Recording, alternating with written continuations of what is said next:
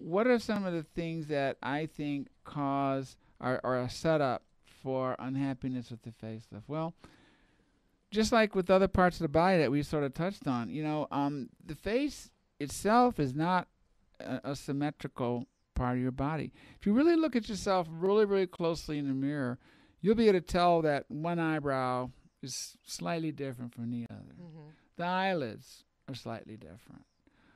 The position of the eyeball in the eye socket may not be, that may not be something that you can even tell is different, but there's usually a little difference there. There's usually a little bit of rotation and that sort of thing. The nose is, frequently not exactly balanced and symmetrical, and there are things that, can be, described and Mm-hmm. seen in the nose. The ears is another good example. Patients will come in for what's called an otoplasty, to have an ear pinning. Their ears are outstanding.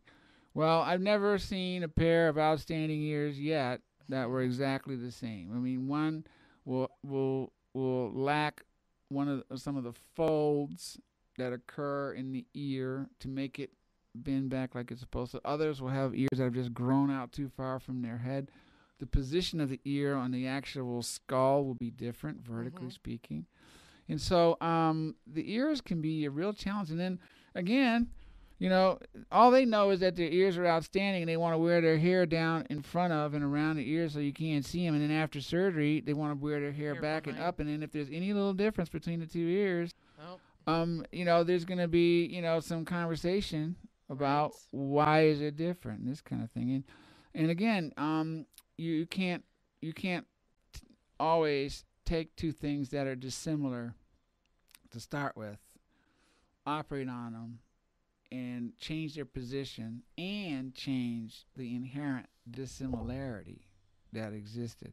If one ear lacks that fold, that anahelical fold, and the other one doesn't, and you're trying to recreate the fold, even if you recreate the best looking fold that you can, It's not gonna. that fold might not look like the fold on the other ear. This is the anahelical fold right here.